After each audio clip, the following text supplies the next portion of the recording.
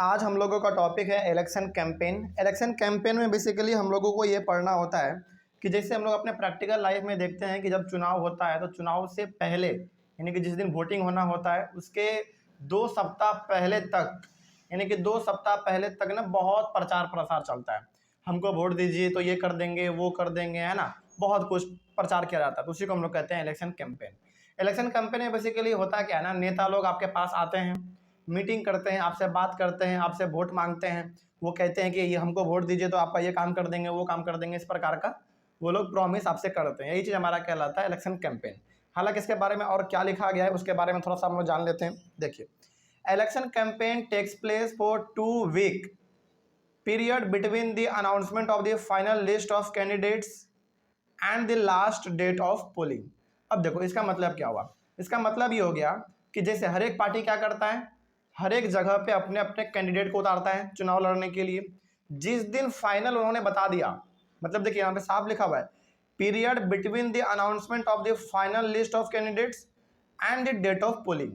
पहला बात यहाँ पे समझने वाली बात यह है कि जैसे मान लीजिए कि बीजेपी है, ठीक है, बीजेपी ने क्या किया, अपने सारे कैंडिडेट का नाम बता दिया कि मेरा ये वाला कैंडिडेट यहाँ से चुनाव लड़ेगा, ये वाला आदमी यहाँ से चुनाव लड़ेगा और यहाँ से ये से आदमी यहाँ से चुनाव लड़ेगा। यानी कि जिस दिन उन्होंने ये अनाउंसमेंट कर दिया कि मेरा ये आदमी यहाँ से चुनाव लड़ रहा है, उस दिन से लेकर चुनाव होने के पहले दिन तक टोटल टाइम पीरियड जो है ना लगभग वो 2 हफ्ते का होता है, यानी कि 14 दिन के आसपास का होता है। और उसी 14 दिन में हमारा इलेक्शन कैंपेन होता है, मतलब कि उसी 14 दिन के अंदर हम लोगों को प्रचार प्रसार करना पड़ता है, लोगों के पास जाके वोट मांगना पड़ता है। यही चीज़ है इसमें, ठीक है। तो इलेक्शन कैंपेन हमारा कितने दिन तक चलता है, मुश्किल बेसिकली 14 दिन तक, 14-15 दिन तक ऐसे चलता है। कभी कभी 14 दिन भी होता है, कभी 15 दिन भी हो जाता है, कभी कभी 16 दिन भी हो जाता है ना। लेकिन मोटा मोटी आप 2 सप्ताह मान लीजिए, यानी कि 14-15 दिन बस, ठीक है। तो इसमें हम लोग बेसिकली प्रचार प्रसार करते हैं, हम नहीं, बेसिकली हमारे नेता लोग, ठीक है। आगे, during this period the candidates contact their voters, political leaders, address election meetings and political parties mobilise their supporters. इसमें होता क्या है, इसमें जो हमारा कैंडिडेट है यानी कि जो चुनाव में खड़ा हुआ है वो वोटर से जाके मिलते हैं, कॉन्टैक्ट करते हैं। कॉन्टैक्ट करने का मतलब फोन पे बात नहीं, कॉन्टैक्ट करने का मतलब है उसके घर घर जाते हैं, उससे बात करते हैं। Political leaders address election meeting, और जो हमारे बड़े बड़े पॉलिटिकल लीडर होते हैं वो लोग मीटिंग करते हैं। मीटिंग करने का मतलब हो गया कि किस प्रकार से चुनाव को लड़ना है, कहाँ पे क्या करना है, ये सब चीज़। And political parties mobilise their supporter, और जो हमारे पॉलिटिकल पार्टी होते हैं अपने सपोर्टर को मोबिलाइज करते हैं। मोबिलाइज करने का मतलब हो गया एकजुट करना, ठीक है। बेसिकली एक तरीके से कहा जाए इलेक्शन कैंपेन का मतलब होता है अपने सपोर्टर को इकट्ठा करना ताकि हम लोगों को वोट ज़्यादा से ज़्यादा मिल सके।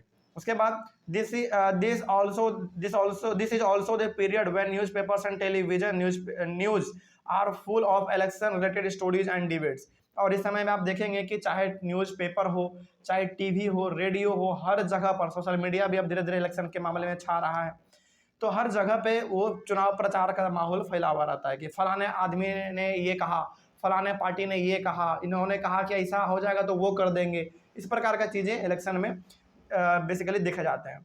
उसके बाद और उस समय पे पूरा social media, Facebook, WhatsApp, Instagram, Twitter, Telegram, LinkedIn, उसके बाद फिर आप न्यूज़पेपर का बात कर लो, मैगजीन का बात कर लो, रेडियो का, टेलीविजन का, हर चीज़ चुनाव से बढ़ा हुआ होता है, ठीक है। आगे, in election campaigns political parties try to focus public attention on some big issues. अब देखो इसी समय पे क्या होता है, जो हमारे पॉलिटिकल पार्टी होते हैं वो लोग यानी कि जनता का ध्यान वहाँ पे खींचना चाहते हैं, जो कि बहुत बड़ा समस्या है। जैसे हर चुनाव में ना कुछ बातें अब कॉमन हो गई हैं, जैसे आपको कुछ मिले ना मिले, शिक्षा जरूर मिल जाएगा, हर आदमी शिक्षा के ऊपर बात करेगा, स्वास्थ्य के ऊपर बात करेगा, अच्छे सड़क के ऊपर बात करेगा हर आदमी। भले ही वो चुनाव के बाद भूल जाए उन सब चीज़ों को, हाँ, बिजली के बारे में बात करेगा, भले ही चुनाव के बाद वो सारा मुद्दा वो भूल जाए, लेकिन चुनाव के वक्त ये कुछ ऐसे टॉपिक हैं जिसको उठाना ही है। हाँ, जब ये सब बेसिक है, ये सब नहीं उठाएगा ना, मतलब ये सब बेसिक है, ये सब मुद्दा नहीं उठाएगा तो उसको वोट ही नहीं मिलेगा, ठीक है। लेकिन हाँ, अब धीरे धीरे लोग भी समझदार हो रहे हैं, उसको भी मालूम है ये बोल तो रहा है लेकिन करेगा नहीं, ठीक है। चलिए आगे बढ़ते हैं फिर। तो बेसिकली पॉलिटिकल पार्टी और कैंडिडेट लोगों का ध्यान वहाँ पे खींचना चाहते हैं, जो कि बहुत बड़ा समस्या है। आज भी हमारे भारत में बड़ा समस्या क्या है, गरीबी, बेरोजगारी, शिक्षा, स्वास्थ्य, अच्छे सड़क, बिजली, पानी, ये सब क्या है, बड़ा बड़ा इशू है जो कि आज तक हैंडल नहीं हो पाया। हो रहा है धीरे धीरे, इसमें इम्प्रूव हो रहा है, लेकिन हर नेता इसके बारे में बात जरूर करता है। ठीक है, आगे उसके बाद they want to attract the public to that issue and get them to vote for their party on that basis. और वो पार्टी क्या करता है, उस मुद्दे पे हम लोगों का ध्यान खींच के हम लोगों को क्या कहता है कि भाई हमको वोट दो, ये काम तुम्हारा जो पड़ा हुआ है वो हम करवा देंगे, इस प्रकार का। ठीक है, ताकि उन लोगों को वोट मिल सके। उसके बाद some of the successful slogans given by different political parties in various elections are given below. अब देखो, जब ये सब चुनाव ना होता है ना, उसमें आप देखेंगे पॉलिटिकल पार्टी अपना अपना ना अलग अलग नारा निकालता है, जैसे गरीबी हटाओ, है ना, इस प्रकार का नारा आपको देखने को मिलता है। तो यहाँ पे कुछ हमारे पास नारे दिए गए हैं, स्लोगन दिए गए हैं जो कि इलेक्शन के दौरान इस्तेमाल किया जाता है। जैसे कुछ किए गए हैं हमारे के इतिहास में, इन सारे स्लोगन का इस्तेमाल किया गया था, वो कौन कौन सा था एक बार देख लेते हैं। देखो, the Congress party led by Indira Gandhi gave the slogan of garibi hatao. गरीबी हटाओ का मतलब क्या, रिमूव पॉवर्टी। ठीक है, इन द लोकसभा इलेक्शन ऑफ 1971, यानी कि जब कांग्रेस पार्टी को लीड कौन कर रही थी, इंदिरा गांधी कर रही थी, उस समय पे इंदिरा गांधी ने एक स्लोगन दिया था, स्लोगन का नाम था गरीबी हटाओ। ये कब दिया था उन्होंने, लोकसभा के इलेक्शन के लिए दिया था, वो भी कब, 1971 में, यानी कि 1971 में लोकसभा का इलेक्शन होने वाला था। उस इलेक्शन में गरीबी हटाओ आंदोलन, गरीबी हटाओ नारा जो है इंदिरा गांधी जी ने दिया था। ठीक है, तो ये हमारा एक पहला स्लोगन हो गया। उसी प्रकार से आगे बढ़ते हैं, सेव डेमोक्रेसी। सेव डेमोक्रेसी का मतलब क्या है, लोकतंत्र को बचाओ। ठीक है, save democracy was the slogan given by Janata party in the Lok Sabha election held in 1977। तो 1977 में जो इलेक्शन हमारा हुआ लोकसभा का, उसमें जनता पार्टी ने क्या स्लोगन दिया, सेव डेमोक्रेसी। ठीक है, आगे बढ़ते हैं। उसके बाद है फिर the Left Front used the slogan of land to the tiller in the West Bengal assembly election held in 1983। अब देखो, बंगाल में यानी कि वेस्ट बंगाल का असेंबली इलेक्शन होने वाला था, मतलब कि वेस्ट बंगाल के विधानसभा के लिए चुनाव होने वाला था, कब, 1983 में। वहाँ पे स्लोगन क्या दिया गया, लैंड टू द टीलर, मतलब कि जमीन उसी का है जो कि उसका मालिक है। मतलब टीलर का मतलब क्या, जो उस पर खेती करता है बेसिकली। तो जमीन उसी का है जिसका जमीन उसी का है जो उसके ऊपर खेती करता है, इस प्रकार का नारा उन्होंने दिया। आगे बढ़ते हैं। अच्छा, ऐसा नारा उन्होंने क्यों दिया होगा, क्योंकि हो सकता है कि वेस्ट बंगाल में उस समय पे जमीन को लेकर एक बहुत बड़ा विवाद चल रहा हो। तो अक्सर नारा उसी प्रकार का निकलता है जिस प्रकार के चीज़ों के बारे में बहुत एकदम गर्म मुद्दा हो। जैसे गरीबी हटाओ स्लोगन दिया इंदिरा गांधी जी ने, क्यों दिया, क्योंकि उस समय पे हमारे भारत में क्या था, गरीबी बहुत ज़्यादा था। तो गरीबी को हटाने के लिए उन्होंने गरीबी हटाओ नारा दे दिया। उसी प्रकार से सेफ डेमोक्रेसी का नारा क्यों दिया गया, क्योंकि हमारा लोकतंत्र यानी कि डेमोक्रेसी किसमें था, खतरे में था। खतरे में का मतलब हो गया कि यहाँ पे राइट छीने जा रहे होंगे, लोगों को फ्रीडम नहीं दिया जा रहा होगा, है ना, भेदभाव किया जा रहा होगा, इसीलिए यहाँ पे नारा दिया गया सेफ डेमोक्रेसी। उसी प्रकार से लैंड टू द टीलर का मतलब हो गया कि जमीन उसी का है जो कि उस पर खेती करता है, जो उसका मालिक है। इसका मतलब हो गया कि वहाँ पे मुद्दा कुछ ऐसा होगा कि ज़मीन उसको नहीं दिया जा रहा होगा, इस प्रकार का। तो बेसिकली मुद्दा हमारा तभी सामने निकल के आता है जो कि कोई बड़ा समस्या उस समय पे चल रहा हो। ठीक है, आगे बढ़ते हैं। फिर उसके बाद है protest the self respect of the Telugus. ये अच्छा, ये बात हो रहा है हमारा कहाँ का, तमिलनाडु का। तेलुगुज का मतलब क्या, तमिलनाडु, आप समझ लीजिए। ठीक है, यानी कि ये बात हो रहा है तमिलनाडु का। Protect the self interest of the Telugus, यानी कि तेलुगु लोगों का सेल्फ इंटरेस्ट क्या करो, सेल्फ रेस्पेक्ट क्या करो, उसका प्रोटेक्ट करो। मतलब कि उसका अपना मतलब कि उनका अपना खुद का भी सम्मान है। ठीक है, तो वही बात है इसमें, protect the self respect of the Telugus. तो तेलुगु लोगों के सेल्फ रेस्पेक्ट को प्रोटेक्ट करो, बेसिकली वही बात इसमें कहा गया था। Was the slogan use by NT Rama Rao. तो एनटी रामा राव ने ये स्लोगन दिया था, basically the leader of the Telugu Desam party in Andhra Pradesh assembly election in 1983। तो ये हमारा बेसिकली तेलुगु देशम पार्टी था in Andhra Pradesh assembly election in 1983। मतलब कि तेलुगु देशम पार्टी आंध्र प्रदेश में चुनाव लड़ने वाला था, असेंबली इलेक्शन बेसिकली 1983 में। उस समय पे एनटी रामा राव ने ये स्लोगन दिया था। ठीक है, बेसिकली यहाँ पे हम लोग क्या देख रहे हैं, यहाँ पे ये देख रहे हैं कि जब इलेक्शन कैंपेन होता है, जब चुनाव प्रचार प्रसार होता है, तो लोग अलग अलग प्रकार के स्लोगन को देते हैं ताकि लोगों का वो लोग ध्यान अपनी ओर खींच सके। ठीक है, आगे बढ़ते हैं। उसके बाद फिर according to our election law no party और कैंडिडेट कैन। अब देखो हमारे यहाँ पे इंडिया में ना इलेक्शन का कुछ नियम कानून है, कुछ लॉ है। क्या लॉ है जरा देखा जाए। नो पार्टी और कैंडिडेट कैन ब्राइब और थ्रेटन वोटर्स, मतलब कि कोई भी पार्टी या फिर कोई भी कैंडिडेट वोटर को डरा नहीं सकता है, धमका नहीं सकता है कि तुम हम ही को वोट दो, नहीं दोगे तो मार पीट देंगे, इस प्रकार का बात वो नहीं कह सकता है। ठीक है, आगे appeal to them in the name of caste और रिलीजियन, यानी कि भाई तुम हमारे जात का हो तो तुम हमको वोट देना, तुम हमारे धर्म का हो तो तुम हमको वोट देना, ऐसा भी जाके वो नहीं कह सकता। हालांकि ये चीज़ देखा जाना आज के दौर पे तो बहुत ही होता है, मतलब कि आज तो ये चीज़ सरेआम होता है कि भाई हम तुम्हारे कास्ट के हैं, तुम्हारे बिरादरी के हैं, तुम्हारे धर्म के हैं, तो तुम वोट हम ही को देना। ये चीज़ आज होता है, लेकिन ऐसा करना नहीं चाहिए। यदि इसके ऊपर इलेक्शन कमीशन सख्त हो गया ना तो सोचो कितने सारे पॉलिटिकल लीडर चुनाव के वक्त में जेल चले जाएंगे, है ना। ठीक है, तो ये चीज़ नहीं होना चाहिए। आगे फिर use government resources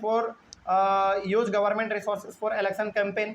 election campaign के लिए यानी कि चुनाव प्रचार प्रसार करने के लिए आप गवर्नमेंट के रिसोर्स का इस्तेमाल नहीं कर सकते हैं। मतलब कि जैसे सपोज करो अभी हम क्या थे, प्रधानमंत्री थे, सपोज चलो प्रधानमंत्री छोड़ दो, सपोज करो कि अभी हम बिहार का क्या थे, मुख्यमंत्री थे, और चूंकि हम बिहार के मुख्यमंत्री है तो मेरे अंडर में हज़ारों गाड़ी है, हेलीकॉप्टर है, तो क्या चुनाव के वक्त हम उसका अपने गवर्नमेंट का इस्तेमाल कर लेंगे उन सारे रिसोर्स का? नहीं, यदि आपको इस्तेमाल करना है तो आप अपना पैसा लगा के कीजिए।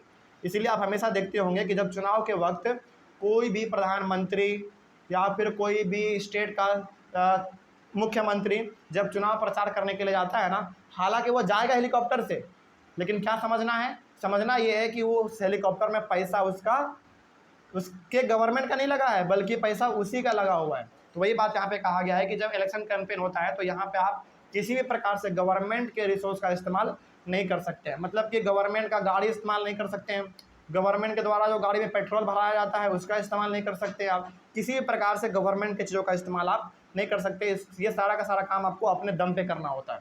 ठीक है, आगे बढ़ते हैं। उसके बाद spend more than ₹25 lakh in a constituency for a Lok Sabha election और ₹10 lakh in a constituency for an assembly election, यानी कि विधानसभा। अच्छा, यहाँ पे ये भी एक बात कहा गया है कि जब लोकसभा का चुनाव हो रहा है तो एक कॉन्स्टिट्यूएंसी में 25 लाख से ज़्यादा पैसा खर्च आप नहीं कर सकते हैं। इस बात को भी आप ध्यान रखिएगा, बहुत इंपॉर्टेंट ये डाटा है।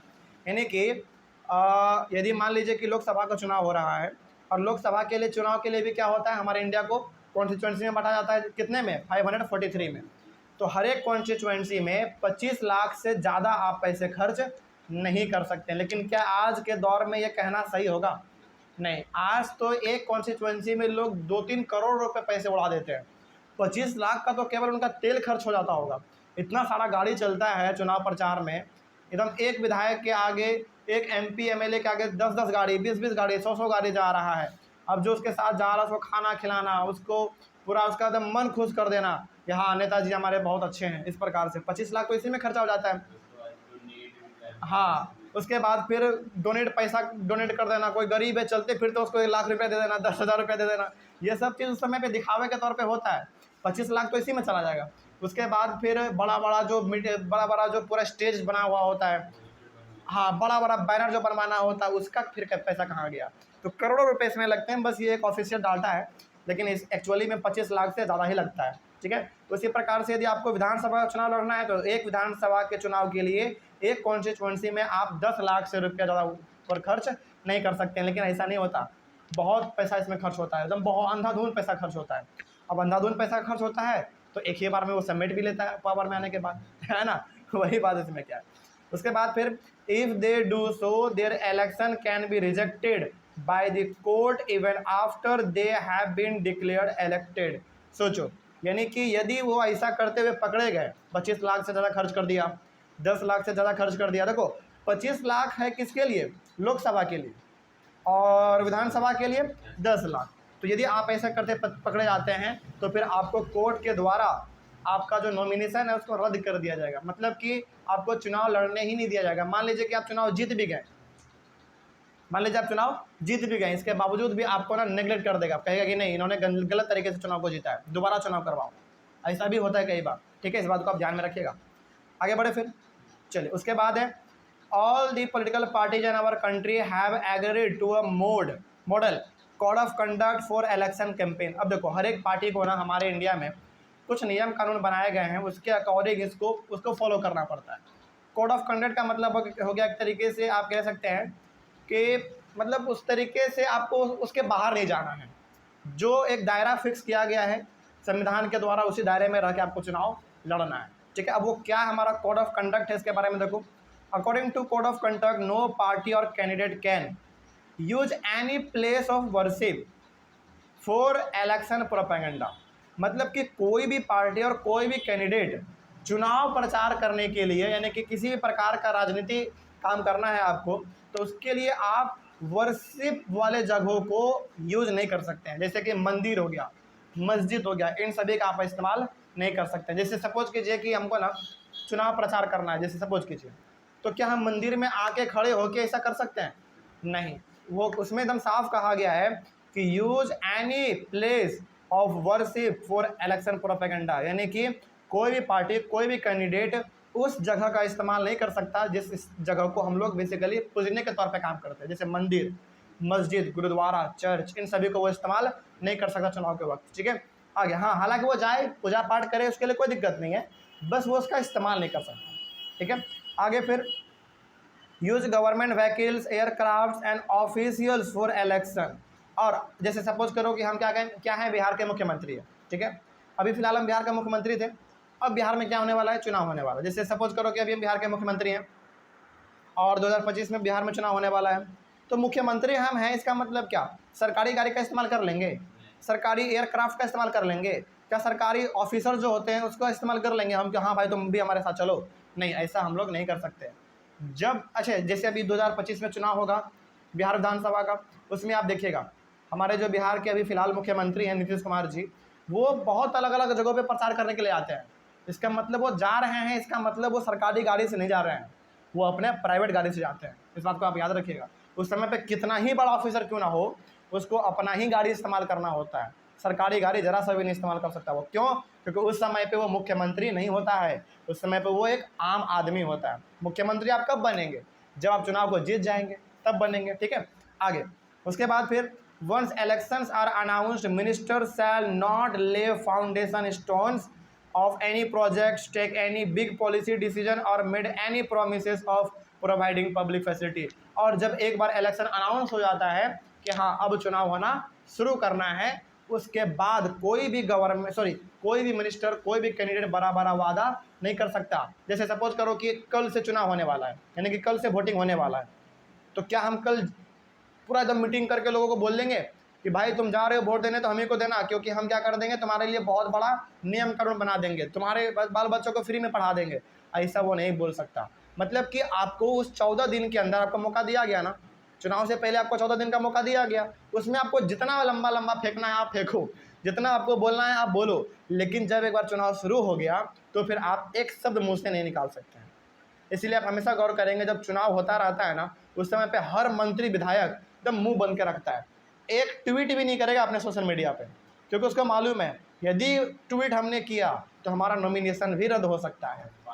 हाँ, फाइन भी बड़ा भयंकर लगता है, ऐसा कुछ फाइन लगता है। मतलब कि कोई भी पार्टी, कोई भी कैंडिडेट चुनाव के वक्त, जैसे चुनाव हो रहा है, वोटिंग पड़ रहा है और वो मीटिंग कर रहा है इधर बगल में, और मीटिंग करके उसको सोशल मीडिया पे अपलोड कर दिया, और मान लो पता चल गया इलेक्शन कमीशन को, भयंकर फाइन मारेगा उसके ऊपर, और इलेक्शन कमीशन उसका नॉमिनेशन भी रद्द कर देगा। मतलब कि वो चुनाव जीत भी जाएगा, फिर भी उसको इलेक्शन कमीशन नहीं मानेगा, बोलेगा कि तुमने गलत तरीके से जीता है, इसको चुनाव दोबारा करवाओ, है ना, ऐसा होता है, ठीक है। तो ये चीज़ हमारा हो गया। तो जब एक बार चुनाव शुरू हो जाता है तो कोई भी कोई भी पार्टी या फिर कोई भी कैंडिडेट कोई भी बड़ा बड़ा प्रॉमिस, कोई भी पॉलिसी डिसीजन मेकिंग नहीं कर सकता वो लोग, ठीक है। इसमें कोई डाउट नहीं। अब आगे बढ़ते हैं। उसके बाद है polling and counting of votes, ये हम लोग अपने अगले वाले क्लास में कवर करेंगे। तब तक के लिए थैंक यू वेरी मच।